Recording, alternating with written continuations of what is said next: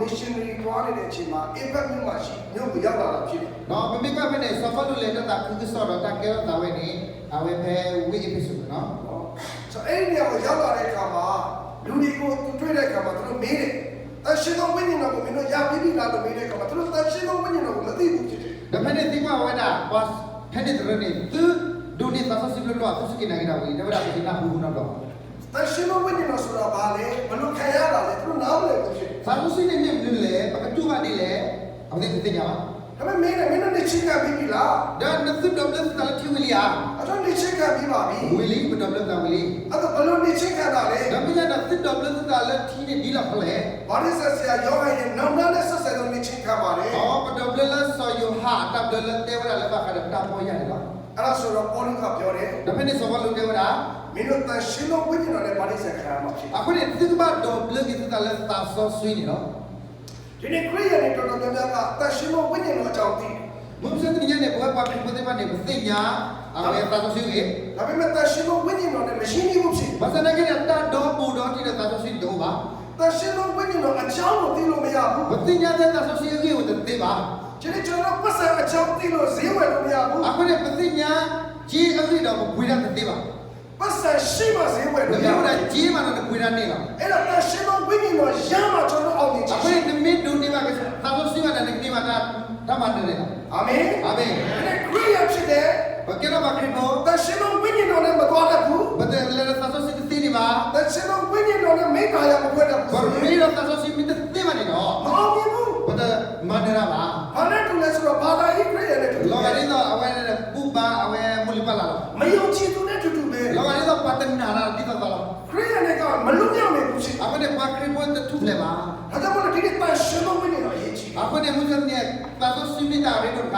ဒီကာလဒီတန်ရှင်သောဝိညာဉ်တော်ရဲ့ကာလ အစတော့နေမြတ်သာသောစီဆူဆတော့ တန်ရှင်သောဝိညာဉ်တော်ကာလကကုန်တော့မယ် အခုနေသာသောစီအဆူဆတော့ကကဒလော ဒီနေ့ဒီခရိယာတွေမသိသေးဘူး တော့ဘာခိဘောတော့မသိကြလေပါ တန်ရှင်သောဝိညာဉ်တော်တိမှ နမစ်တိညာသာသောစီမှာ ဘုရားဘာလို့ဘလို့အလုံးလုံးတယ်ဆိုတာသိ က ပါ ဆာယမန္တမနုလည်းနေသိညာ တန်ရှင်သောဝိညာဉ်တော်ရှိမှ သာသောစီမေဩတော်နာမ တန်ရှင်ကြီးကျွန်တော်တို့တတ်တာမှာ အခု ရှိ နေ တယ် တောင်းမှုအစောစီချက်နေသိညာ တန်ရှင်သောဝိညာဉ်တော်အကြောင်းသိရုံနဲ့မဟုတ်ဘူး မိတဲ့သိညာသာသောစီအကိဝင်နေတဲ့နေပါ အထဲမှာရှိသောတန်ရှင်သောဝိညာဉ်တော်ကိုနေရာပေးတတ် အခု ပါ နေသာသောစီလည်းလည်းပူဝဲနေခိအခွဲပင်းသေးနေတော့ ရေချိုးရင်တော့တန်ရှင်တော်မှာသိတယ် အခုနမစ်လက်တီနေချောတာပါ သိရေမချိုးမရှိတန်ရှင်တော်မှာမဟုတ်ဘူး နော်နမစ်လက်တီပါခေါ်နေတယ်နော်အတွင်းနေယမစ်လက်တီနေကချောနေသိညာမတဲ့နမစ်လက်တီကနေတဲ့ချောတော့ သူများကသိရေမချိုးရဘူးဆိုတာမသိရင်တော့ အခုနေကသိညာနာလည်းတဲ့လက်တီပါပါ သင်ပါနေသိပြီးသူများကမကဲ့ရဲဘူးမ လာ လား စနာရဲ့ခေါ်လည်းတဲ့သိညာတဲ့လက်တီပါကိုလေလေလောက်ပါခလို့ပါဝဲလည်းနေနေ ကျွန်တော်တို့မျက်နှာမသိရသေးပဲနဲ့သူများကမနှုတ်ဆက်ချင်ဘူးမလား နမစ်ပလတ်မဲပါလည်းလောက်ပါခိုင်းနေတဲ့တော့ဟိစိကမဲပါ အဲ့ဒီလိုပဲ ဒီနေ့တော့စက တ လာ န်ရှင်သောဝိညာဉ်တော်အထဲထဲမှာနေရာယူဖို့ရည်ကြီးတယ် သာဆိုစီကဘာဟိနေအလ္လာဟ်လည်းကိုဘူးနော် ဒီကျွန်တော်ကျမ်းစာမှာပြန်ကြည့်တဲ့အခါမှာ ဖဲမကိမိုင်လည်းဆိုစီဘူးနေ လူတွေတော်တော်များများကဘာသာရေးကိုစိတ်ဝင်စားတယ် ဝါဒီယာကနေနေအဝဲသာတိချွတ်လည်းတာပုတာပါတယ်ပါ ခရိယန်ဆိုတာဘာသာမဟုတ်ဘူး ဝါခရိပုန်နော်နေတမေတာပုတာပါ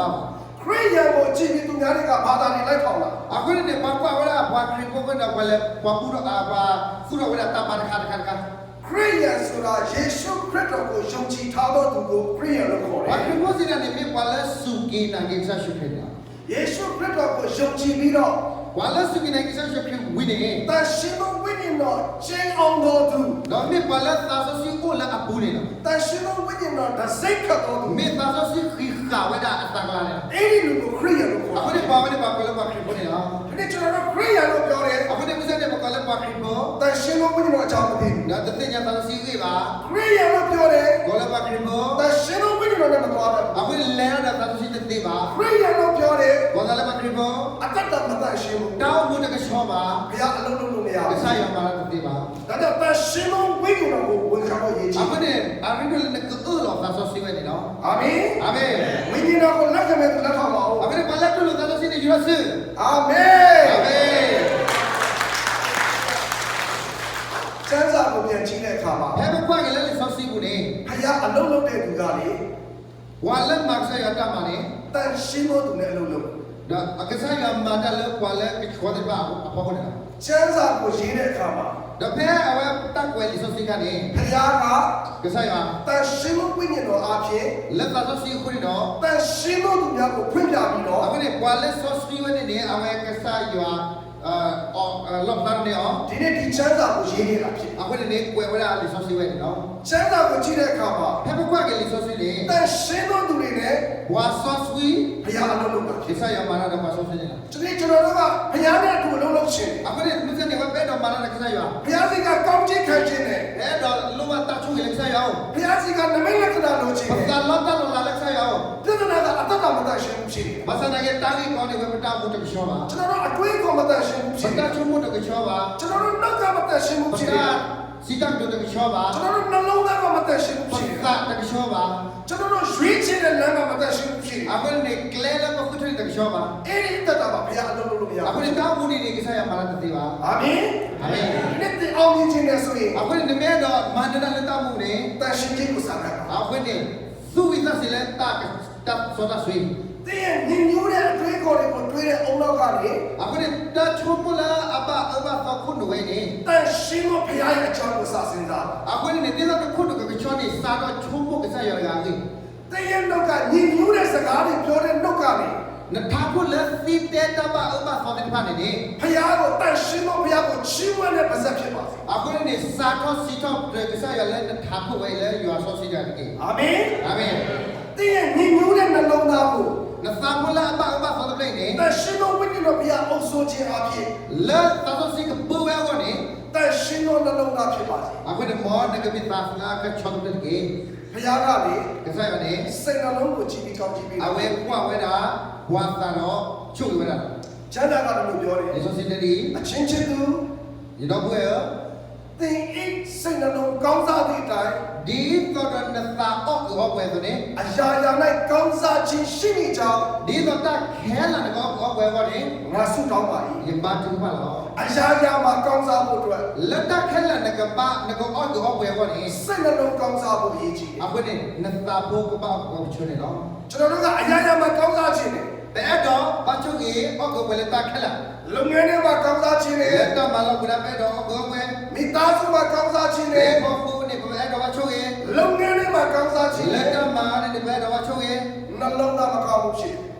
တပါတပါတာတူပြီပါ ဘုရားဘယ်တော့မှအဲ့လိုနှလုံးသားအလုပ်မလုပ်ဘူး အခုဒီကိစ္စရတမတ်ကွာတဲ့သာပိုးဝေးပါ ဒီနေ့တန်ရှင်းသောဝိညာဉ်တော်ဘုရားကိုကျွန်တော်ပြန်ပြီးခေါ်ကြရအောင် အခုဒီမွတ်ဆက်မြတဲ့ပကပကောကီသာသောစီကိစ္စ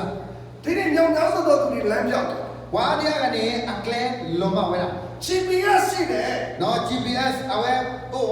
Wi-Fi လည်းမိတယ် Wi-Fi ကောဆိုတော့ ဒါပေမဲ့တွားရမယ်လားမသိဘူး မစတဲ့ကပလေကလဲပဲတဲ့တင်ရပါ ဘာဖြစ်လို့လဲ မမနုကလဲ ဝိညာဉ်တော်နဲ့မတွားတတ်လို့ရှိရင် နော်တလေရတဲ့သာသောစီတိပါကိုနော် မယုံရင် နော်မင်းတက်ပါလေ ကျွန်တော်ကားပေါ်ရောက်ရင် ဒီလက်လက်ဒီလက်ဖူးလေးကိုနေ GPS ဖွင့်လိုက် အော် GPS ပြီးတော့ကားပေါ်မှာကားကိုပါကင်ထိုးလာလိုက် ဒါပဲနေဖာလကာ ဆက်လို့လာလိုက် ဝိရန်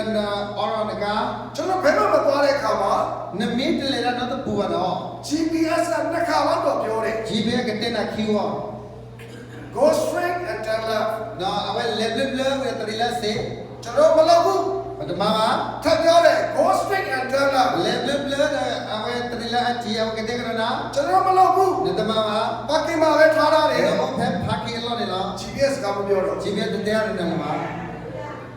ဒီနေ့အင်းလိုပဲ ဒီနေ့ဆိုစီကလား တန်ရှင်ကိုဝိညာဉ်တော်နဲ့ချိတ်ဆက်တယ် သာဆိုစီနေချက်လို့တဲ့နာဝီလီ ဝိညာဉ်တော်ကတွားခိုင်းနေတယ် သာဆိုစီတဲ့လည်းလေ ကျွန်တော်တို့ရဲ့ဘဝတက်တာမှာဂီယာကပါကင်ထိုးထားတယ် ဒါဒီဝဘတောဘွဲနေပြီထီလောက်ခီဒီတော့ဖာလကာခွေလား ဝိညာဉ်တော်စကားပြောလဲမလုပ်ဘူး သာဆိုစီတဲ့တဲ့နာဟိုတဲ့လေပါနတမပါ အဲ့တော့ကျွန်တော်တို့က GPS ဆိုဖြစ်တယ် အခုနေနော် GPS တဲ့တဲ့လေပါပါတဲ့ပါက GPS ဘယ်သွားရပါလဲ ဘာလဲပဲလေ သွားကြည့်ပါဦး နလေsama ma di da GPS တဲ့နာ GPS လည်းပြောလိုက်မယ် GPS ကတဲ့နာကလဲနာဒီတဲ့နာ တန်ရှင်ကိုဝိညာဉ်တော်ကလေ သာဆိုဆွေးနေကိနေ GPS ဆက်ပို့ကောင်းတယ် အဝဲဂင်ဒိုနေဒီ GPS ဒီ အာမင် အာမင် GPS ကလမ်းမရင်တော်မှလေ နော်နကလမီကမနေ GPS နေ လမ်းမကိုပြန်ပို့ အ ပြီး ဝဲဂင်နေကနာကလဲလာပါ တန်ရှင်ကိုဝိညာဉ်တော်ကလေ သာဆိုဆွေးနေကိဒီဒီနော် ဒီကိုတမန်တရားလမ်းမကိုမြဲတမ်းကြတယ် အခုနကလလာကမနေအဝဲကတင်နေကိနာလဲယွမ်လူထားဘောကနေနော် တင်လုံရတဲ့လောက်က အေးတာလည်းမမခါနေနေ ဝိညာဉ်တော်လမ်းကြတဲ့အတိုင်းလုပ်ပါ အဲ့ဒါ ဟာလေလုယာအေးဒါအရေးကြီးတယ် အဝိမေတာလည်းတော့ကြလား ဒီနေ့ကျွန်တော်တို့ခရိယာတွေက မင်းတို့ရပွဲပါကိ ရှုံးချခြင်းအားနေတယ် တာနာစပါလား ဖခင်လုံးလုံးမရဘူး ကစားရမှာလည်းတဲ့ပါ ဒီနေ့ကျွန်တော်တို့ကလေကားလေးဆိုလည်းအစုပ်လေးစီးရရင်ချိန်နေတယ် အခုလည်းမင်းတော့ကလာလော်လီနေနေပသာမီလား အိမ်ရလည်းမပြောရဘူးအိမ်လေးနေရရင်ချိန်နေတယ် ဟာဟီလော်လီဝင်နေကြပေါ်လာပသာမီလား ကျွန်တော်တို့ကလည်းအဝတ်စားဝေးရလည်းဟောင်းစရာဟာလည်းချိန်နေတယ် နော်ဗမေတော့ကုသသနာပလေလေတလော်လီချာတမီလားဆောချပါ ကျွန်တော်တွေးကိုပြောဖို့ရည် အ ချ မေ င် ချောတလဲကနေတချုံကိုင် အာမင် အာမင် ဘုရားကတင့်အပြင်လူမျိုးတွေကကောင်းချီးဖြစ်စေခြင်း အခုလည်းကစားရတဲ့ချုံနေတာလားဝါကလူခဲလာဘောလို့ ဒါပေမဲ့ဒီနေ့ခရိယာတွေတော်တော်များများ ဘာ က သာနဲ့ဘာကိမလို့စံတင်နေ လူမျိုးတွေကစကားကောင်းချီးပြောနေတာဖြစ် နော်မင်းလာဝရတချုံလေကလူအောင် ချမ်းသာကဒီလိုပြောတယ် ဒီဆိုစီတကြကြီး တင့်အပြင် လန်ခုနေ လူမျိုးတွေက ကလူတင်တဖာ ကောင်းချီးဖြစ်စေတာ ကပတ်ချုံနေလား အာမင်ကောင်းချီးကိုမပြောနဲ့ ကပတ်တူတပါချုံလာတဲ့တာချုံနေ တင်ကကောင်းချီးရှိပြီးသားဖြစ် ဘာမီနမီဘာလို့ကိုရတချုံကြီး တင်လုံးရမယ်လို့က ဒါလည်းတမမာနေ ဖခင်ရဲ့စကားတိုင်း ဒီတော့ကစားရတဲ့နာတော့ မျိုးစစ်ချဲဆိုချဲပါ နော်ခွေးလာတဲ့ခင်းနေခွေးလာ ဘုရားကပေးဆိုပေးပါ ဒီစားမင်းလာတဲ့ ဘုရားကကျွေးဆိုကျွေးပါ ဒါတဲ့လူရတယ်လူရပါ အဲ့ဒီပေါ်မှာဘုရားကအော် လက်တော်ရဲ့ကစားရစားတော့မာလာ အာမင် အာမင် အရှင်တော်ဝိညာဉ်တော်ဘုရားပိတ်သိတဲ့သူက ဝါလဲသာသစီခုခါဝတဲ့တပါနေ မြေတော့ဝမ်းမြောက်နေတာဖြစ် သာခုမဲ့ထောက်တော့ အမြဲတမ်းအတွင်းထဲမှာခွန်အားနဲ့ပြည့်နေတာ လက်တာကိုမနေဝတာတာဆူနာမှာ ဘုရားစီမှာဆုတောင်းရင်လေ ဟဲဘာတမဆုဆက်ရောက်နေ တိတ်တိတ်မတောင်းနဲ့ အဝဲဘာဘာထွက်ချီချီဝင်နေ ကျွန်တော်ဆရာတယောက်တက်တဲ့ခံတာကြားဘူးလေ ဘရရအတူတာနေ သူ့မိကမြေကောက်ပဲမယ်လို့ပြောတဲ့အခါမှာ ဒါမိုးနေကဘွေဟက်ကို သူ့မိကကတာ ဒါမိုးနေပပ အမိုးမြေကောက်ပဲခြင်းတယ် ရေကဘွေဝရဟက်ကိုတကော 40 60မြေကောက်လောက်ဆိုမဆုံးဘူး ချီရချီဟက်ကိုဝင်နေကြီးတော့ အဲ့ဒါသူသားပြန်ပြောတယ် ဒါပဲနေပပတဲ့မလား အမိုးရှူပါရတိတ်တိတ်လို့နေ မိုးနဲ့အဝဲနဲ့တတိဝင်နေတို့တယ် မြေကွက်တိတ်တိတ်လေးမစင်သားနေ အာနတတိဝင်ချီတယ်အဝဲနဲ့တမချုံဖို့တယ်တာအဝဲဟက်ကိုဝင်ချီချီဝင်နေ တအိကနဲ့အိကဝယ်မယ်စဉ်းစားရတယ် နော်ချုံဖို့ကလည်းဧကနဲ့ဧကလည်းကဘွေရော အာမင် အာမင် အဲ့ဒီယုံကြည်ခြင်းတိုင်းဖြစ်လာတာ အခုလည်းတဏ္ဍာဝင်နေဟကေရောဝင်နေတာ ဖယားစီကိုကျွန်တော်တို့ကယူပါလုံးနဲ့တောင်းရင်ချစ်ချစ်တောင်းပါ အခုလည်းနမေဘာတိကပါခိဒါလည်းကစားရအောင်လားတတိလည်းညခွန်နေခိတူလို့ ကားဆောက်အိမ်ဆောက်လို့ပဲမတောင်းနဲ့ နော်တပါခိလည်းဟီအာကပရဒကာကပရဂေ အကောင်းဆုံးကိုပြော နော်တဲလာခိ ဖယားအကောင်းဆုံးပေးလေ လကစားရခိလာဂေလာ အာမင် ဟဲ့မဲ အကောင်းဆုံးလိုချင်လား နတလာတလာဂေယာ အကောင်းဆုံးလိုချင်လား ဒါလာတလာဂေယာ အကောင်းဆုံးလိုချင်ရင်ဖယားအတွက်အကောင်းဆုံးပြန်ပေးတတ် န တယ် မေတလာတလာဂေခိတာရဲ့စားတော့ဂေ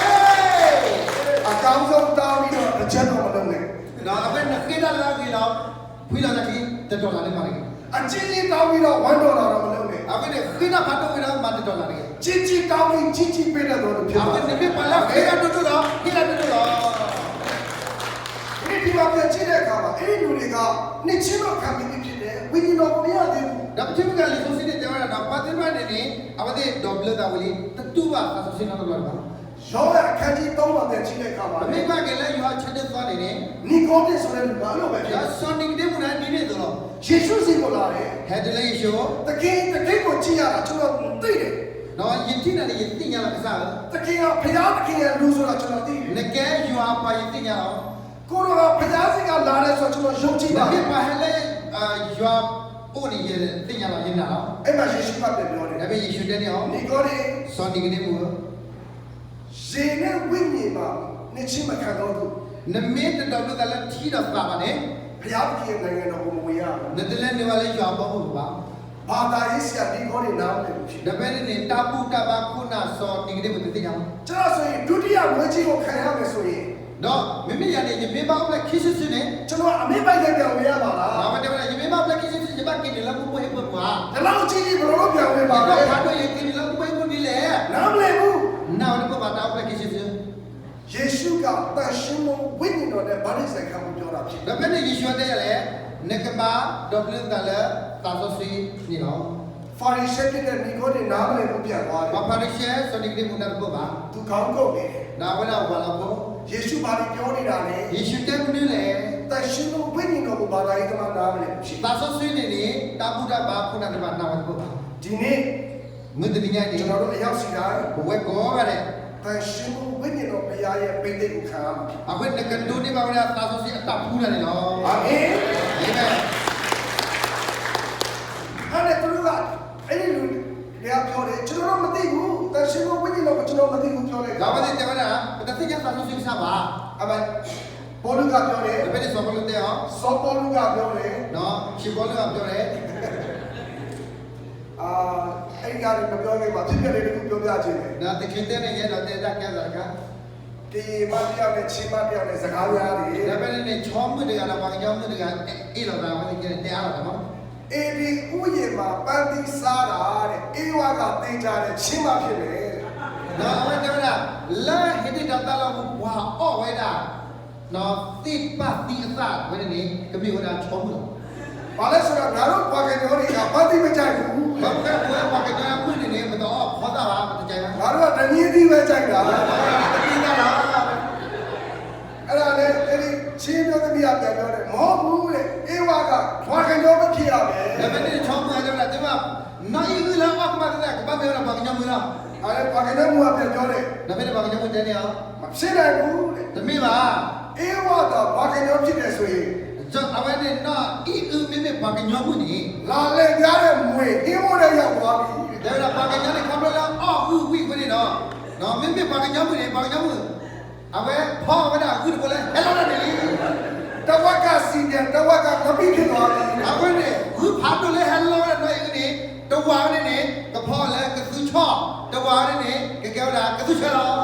အဲ့ဒါချင်းမပြန်ပြောတယ်မဟုတ်ဘူးအေဝါကကရင်မပဲဖြစ်ရမယ် แล้วเป็นเนี่ยชอบมือเดี๋ยวนะแต่ไม่ว่าได้อยู่ในบ้านไม่บางอย่างมือเรา အဲ့ဒါကညောကပြန်ပြောတယ်အဲ့ဒါဆိုဘယ်လိုတက်တင်ပြပါလဲ แล้วเป็นบางอย่างมือเนี่ยไม่ได้เนี่ยเดี๋ยวจะตามนี่แหละ နင်ချက်စာမဖတ်ဘူးလား ทางโซเชียล ချင်းမပြန်ပြောတယ် แล้วเป็นเนี่ยเอาไว้ชอบมือเนี่ย နင်တို့ချက်စာဖတ်ကြည့်လေတဲ့ แล้วเป็นเนี่ยพักบ้านโซเชียลที่ နော်အေဝါလို့ရေးထားတယ် ถ้าเราบางอย่างลีเนี่ยจะว่าอะไรนออีอือเนาะ ဒါကြောင့်မို့လို့တင်ကြတယ်သူကဘာကညောပဲဖြစ်နေတယ် အခုเนี่ยนอคนนี้เนาะก็ว่าเนี่ยบางอย่างมือเนาะ ကျွန်တော်တို့ကချက်စာပါအကုန်လုံးနော်ဆောနော်ထိလိုက်တော့ အခုเนี่ยแล้วเนี่ยโซเชียลเนี่ยปกตินอเนี่ยเนาะเอาไว้นอเนี่ยจอเลยคนเนี่ยซอยยิชู ဘာဖြစ်လို့ဆောပေါ်လို့စီပြန်သွားလဲ ဘယ်ကြလဲစပါလဲ နော်ဟုတ်ပြီပေါ်လို့ကလေအဲ့ဒါဆိုရင်မင်းတို့နဲ့ယေရှုနာမ၌ဗာရိစကားမှာဖြစ်တယ် ဒါပေမဲ့စပါလို့တဲ့မိမိဒီတော့သင်္ကပဒေါပလက်ကိတလည်းယေရှုအမီလူလောက်နေတော့ ဘာဖြစ်လို့အဲ့လိုပြောတာလဲဆိုတော့အဲ့ဒီအချိန်မှာသင်ချင်းကရှင်တဲ့ထွမြောက်ပြီးတော့လူတိုင်းအပြစ်သားအမှုရဲ့အပြစ်ကိုကယ်တင်တာယေရှုနာမတော်နဲ့ရှိတာဖြစ် ဘာမကလည်းဆွတ်ကဝရနေပါလားဂချိတဲ့သူတို့ကေတော့ဘာကနေတိုက်ခောက်ကနေမြာယေရှုအမီလူလောက်တော့ အဲ့ဒီအချိန်မှာနတ်ဘုရားတွေအများကြီးရှိတယ် ဖက်တဲ့ကနေတာဝိတနာတာဘုဒ္ဓဘာသာဘာကိုတော်ညာ အဲ့ဒီနတ်ဘုရားနာမည်တွေနဲ့ရောပေါ်မှာဆိုလို့ယေရှုဆိုသောနာမ၌ဗာရိစကားကိုပြောတာဖြစ်တယ် အခုနေဘာခတော့တက်ကိခောက်ကေလာကွာကနာဝဲနေတာဝိတနာအတဘုဒ္ဓဘာကကြကိုတော်ညာကတော့ဝတ်တဲ့ဒေါ်လာတာဝိတနာအကကြအမီဒီပိုင်နေကလစ်လောကရဲ့ယေရှုအမီကိုတော့ဝမ်မဒေါ်ဘလတီလာယေရှုအမီဒီခေါင်း အဲ့ဒါနဲ့အဲ့ဒီကူတွေကအဲ့လိုနိချိခါပါမယ်ဆိုပြီးသူတို့ပြောင်းဝင်ခံတာဖြစ်တယ် Tapi ni pakri pula double adalah so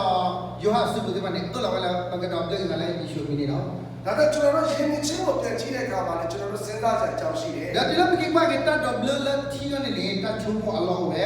ကျွန်တော်ခရစ်ယာန်တော်တော်များများကယေရှုကိုယုံပြီးမှနှစ်ချင်းခံတဲ့သူတွေရှိတယ်လို့ Dan pakri pula ada kita ni